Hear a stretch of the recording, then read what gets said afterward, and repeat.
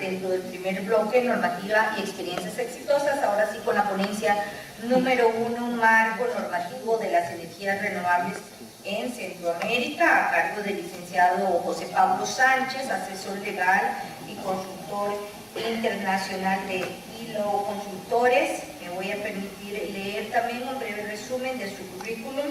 Es el licenciado en Derecho de la Universidad de Costa Rica, es también consultor legal en la aplicación de la legislación ambiental regional para empresas, instituciones financieras y gobiernos de Centroamérica. También el licenciado Sánchez labora en este momento en ILO Consultores, son abogados y notarios en el Banco Centroamericano de Integración Económica y en el Washington College of Law. Posee amplia experiencia internacional laborando en el Centro para el Derecho Internacional Ambiental de Washington, D.C. Bienvenido.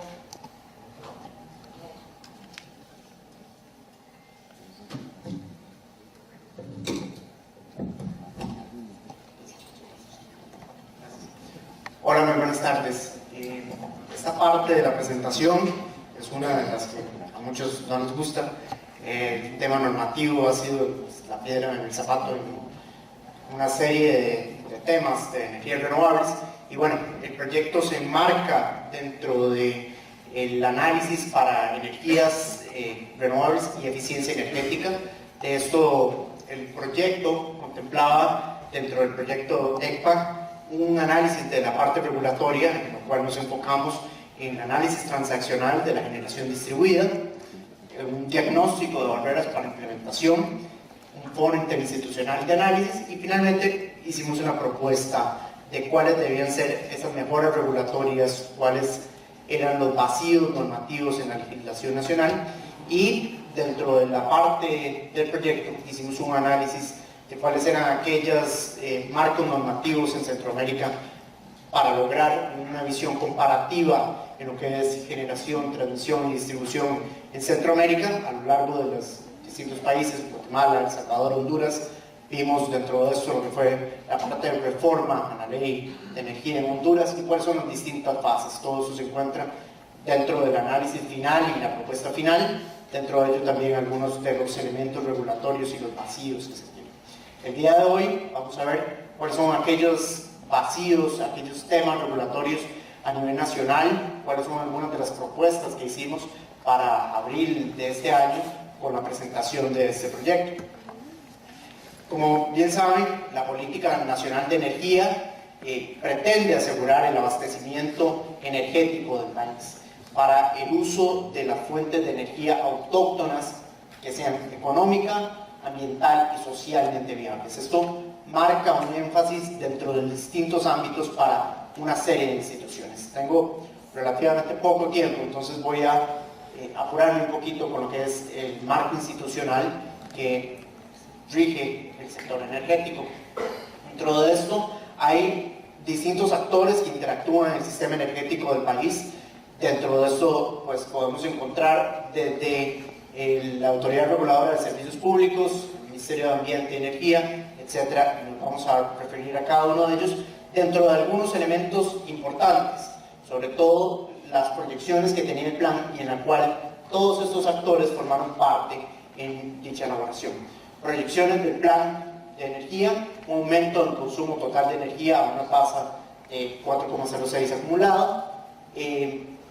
Se tiene previsto dentro de dicho plan un crecimiento total del 122% de 2012 a 2030 y establece algunas metas que son bastante importantes a nivel nacional: llegar a ser carbono neutral, reducir el consumo residencial y equipar un 10% de los hogares con generación distribuida solar para el 2020. Ese es uno de los temas a los cuales nos vamos a referir con mayor detalle.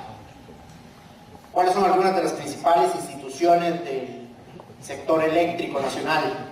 Pues bien, el primero de ellos y el responsable por la parte de concesiones a nivel nacional, el Ministerio de Ambiente y Energía, como responsable de coordinar las políticas, planes y programas, y sobre todo que a través de la creación con la ley orgánica del MINAE se constituye y se le asigna como rol fundamental la planificación y ejecución de las políticas de recursos naturales, energía, minería y protección ambiental. Eso tiene un tema muy particular, y es que cuando hablamos del establecimiento de tarifas y cuando hablamos del sector energético nacional, recordamos que no solamente es el aprovechamiento de aquellas concesiones de fuentes hídricas, sino que entra todo el sector eléctrico en las distintas formas de energía renovable. El Instituto Costarricense de Electricidad, por la ley de generación autónoma paralela y otras legislaciones, ha venido a crear una serie de responsabilidades y distintas competencias, pero sobre todo que la ley de creación del ICE le encarga el desarrollo racional de las fuentes de energía y sobre todo que participa en los tres segmentos: generación, transmisión y distribución de electricidad. La ARECEP, uno de los esenciales hoy en día, por la fijación de precios, peajes y tarifas correspondientes. A ARECEP le corresponde dentro de esto la normativa para lograr determinar, vamos a ver más adelante, cómo se va a llevar a cabo ese neteo que se establece para la planificación en todas aquellas áreas de generación distribuida. ¿Cuáles son las leyes marco? Eso voy a hacer un recorrido bastante rápido en el sector eléctrico. La ley que autoriza la generación eléctrica autónoma paralela, que es de vital importancia, pues de esta forma la energía producida por las centrales eléctricas de capacidad limitada y que pertenecen a empresas privadas o cooperativas pueden ser integradas al sistema eléctrico nacional. Eso tiene algo muy importante con respecto al tema de hoy, que es de energía solar y eólica puntualmente. La ley 7200 de generación autónoma paralela, con respecto a el capítulo 1, nos refiere a lo que son las declaratorias de elegibilidad de aquellos proyectos, las concesiones para servicio público de generación y un tema vital que es la compra de energía bajo el régimen de competencia. Eso es muy importante con respecto a la concesión para el servicio público de generación de electricidad, que posteriormente vamos a ver cuando se refiere a autoconsumo o abastecimiento a través de la energía. La ley de la Autoridad Reguladora de los Servicios Públicos, que debe regular y fiscalizar a los prestatarios de servicios desde la perspectiva contable, financiera y técnica, tiene algo muy importante con respecto al garantizar el desarrollo y la sostenibilidad del abastecimiento. Dentro de este esquema regulatorio hicimos un análisis bastante crítico con respecto a aquellos vacíos y algunos problemas que encontrábamos, sobre todo las tarifas al costo, que deben garantizar la cobertura de los costos de inversión de todos aquellos proyectos. No hay seguridad en este momento de proyectos de inversión que conlleven una gestión financiera eficiente a través del análisis normativo. Los costos se trasladan básicamente a las tarifas y el país, como saben, pierde competitividad y las ventajas en ahorro energético. No se incorporan además costos ambientales, ni se incentiva la eficiencia energética, ni la evaluación por riesgo. Estos son factores esenciales que se deben determinar a través de ARECEP y que deben formar parte del esquema regulatorio nacional. Otros dos elementos es con respecto al riesgo político e institucional, especialmente que se minimiza en contratos creíbles de largo plazo. Los contratos no proveen como tal esa seguridad jurídica que deben brindar los tratados y la protección de inversiones. Y para aquellas grandes obras, pues los organismos financieros deben asegurarse por riesgos regulatorios. Algunos criterios de la metodología tarifaria dentro del análisis es que se cumpla el principio del servicio al costo y se entienda ese servicio al costo como el costo de oportunidad social de largo plazo de la generación. Eso es realmente importante para que se pueda promover e incentivar la eficiencia en la producción de energía eléctrica y se logre así una mayor participación de los actores en la generación eléctrica. Esto es vital para el sector privado de la generación solar y eólica. La ley de uso racional de la energía tiene un tema vital con respecto a que las empresas que hayan realizado programas de conservación de energía puedan solicitar los incentivos que se refieren en la ley de incentivos para la producción industrial. Esto lo vemos muy escaso en el país, tiene un respaldo y necesita una mayor amplitud en la reglamentación.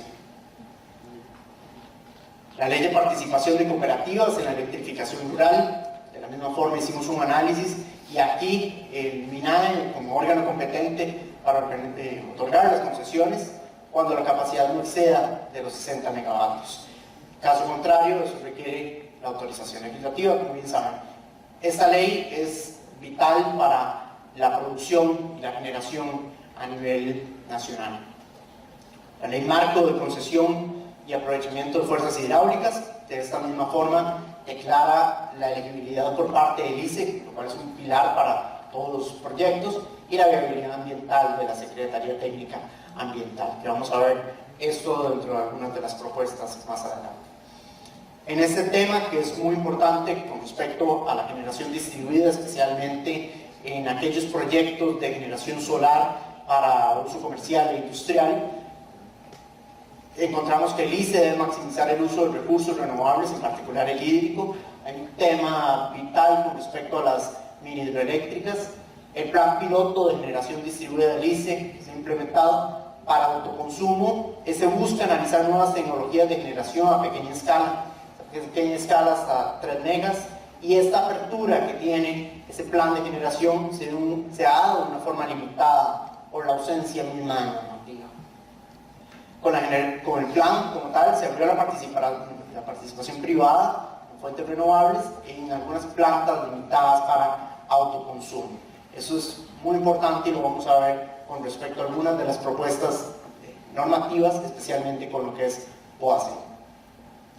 Dentro del marco de este proyecto hicimos propuestas específicas en distintas áreas. Son 5 áreas específicas que vamos a ver. Dentro de ello, lo que son concesiones de agua para generación de hidroelectricidad, algunos de los vacíos que encontramos y algunas de las propuestas.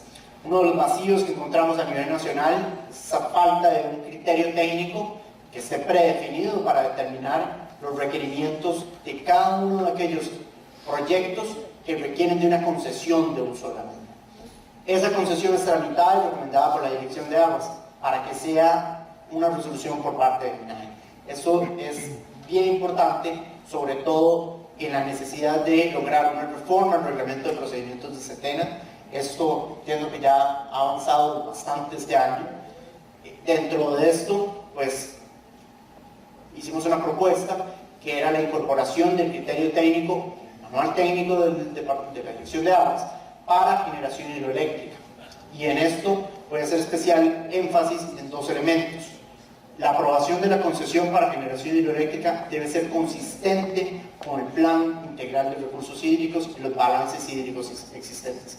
No existe en el país, en realidad, un aseguramiento de la protección de los caudales, y eso es muy importante para la explotación de aquellas mini hidroeléctricas. Otro tema puntual que revisamos fue la generación eléctrica a partir de residuos. Como bien saben, la ley 8839, la ley de gestión integral de residuos, viene a otorgar la propiedad de los residuos a las municipalidades y sobre todo incentivar que se pueda hacer una separación de todos aquellos tipos de residuos, ordinarios, especiales y peligrosos, y con ello lograr una mayor separación para aprovechamiento energético a partir de residuos. Dentro de algunos de los vacíos que encontramos en esta área es que no existen protocolos específicos que se permitan moldear o establecer en una forma muy específica proyectos para generación de electricidad a partir de residuos, y que es una competencia distinta, entra a ser una competencia del Ministerio de Salud.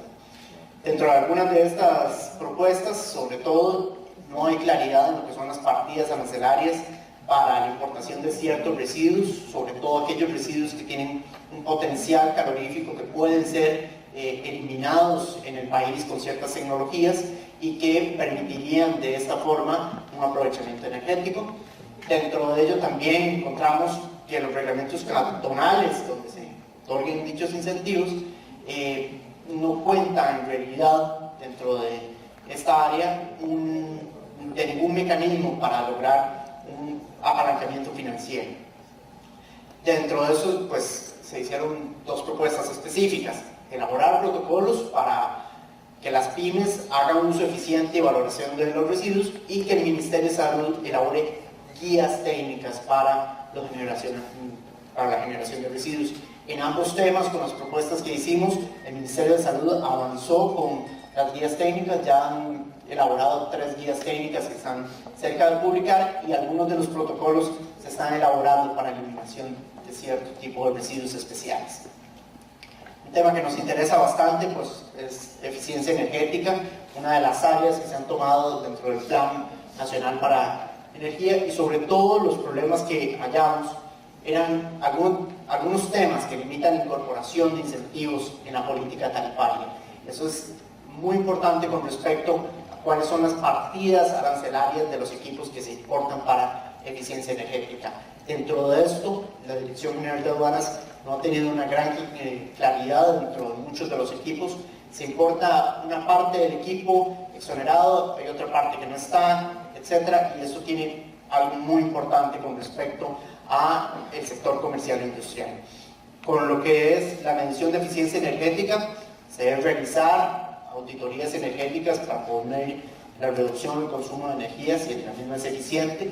El Instituto Costarricense de Electricidad tiene un departamento que ayuda a muchas empresas. A partir de este año 2014 y 2013 han estado trabajando para lograr llevar a cabo auditorías energéticas de eficiencia energética, pero eso debe contemplarse como un plan más macro. Las empresas proveedoras de servicios eléctricos, pues, no tienen incentivos financieros para promover eficiencia energética. Eso es muy importante con respecto al POACEN y los cambios que se deben considerar para la planificación de autoconsumo. Específicamente, el modelo tarifario, como les mencionaba, de ARECEP no reconoce incentivos para los operadores y para los usuarios que adopten medidas de producción y de consumo en eficiencia energética. Sobre todo, la ARECEP incluye una consideración de un factor ambiental, pero ese no tiene un valor económico reconocido. Eso es muy importante con respecto a todos aquellos proyectos que logren llevar a cabo planes de eficiencia energética. ¿Cuáles fueron nuestras propuestas? Pues básicamente una nueva metodología para el cálculo de tarifas, en el cual se reconozcan inversiones y se incentive la eficiencia energética en los proyectos, con el desarrollo de nuevas tecnologías y sobre todo tecnologías que permitan la adaptación al cambio climático. Uno de los temas muy puntuales es el trabajo con respecto a la definición de tasa de retorno, y en la cual se consideren incentivos para los operadores y usuarios, y puntualmente el factor ambiental. Como les mencionaba, ARECEP lo contempla, pero no existe un mecanismo estricto en el cual se puedan determinar las tarifas por eficiencia energética. Una de las propuestas que se tiene es una propuesta de decreto que promueva la coordinación institucional de la Comisión Nacional de Energía, y que incluya en sus funciones el fomentar mecanismos, programas y proyectos de energía y eficiencia energética. Eso es algo pilar para la nueva administración, sobre todo adoptar el reglamento de exoneraciones en el marco de la Ley 7447. Todavía se encuentra en propuesta de decreto. De este penúltimo tema, que es generación distribuida, pues trabajamos dentro de los vacíos que se encontraban durante el proceso de este proyecto. Eso se dio previo a la publicación de la norma de POACEN, que viene a regular la planeación, operación y acceso al sistema eléctrico nacional. De qué forma el POACEN tiene un grado vital para todos los proyectos solares y de energía eólica. Esta norma regula la generación a pequeña escala para autoconsumo, y se diferencia el autoconsumo puro sin interacción con la red, lo cual no es considerado un servicio público sujeto a esta norma.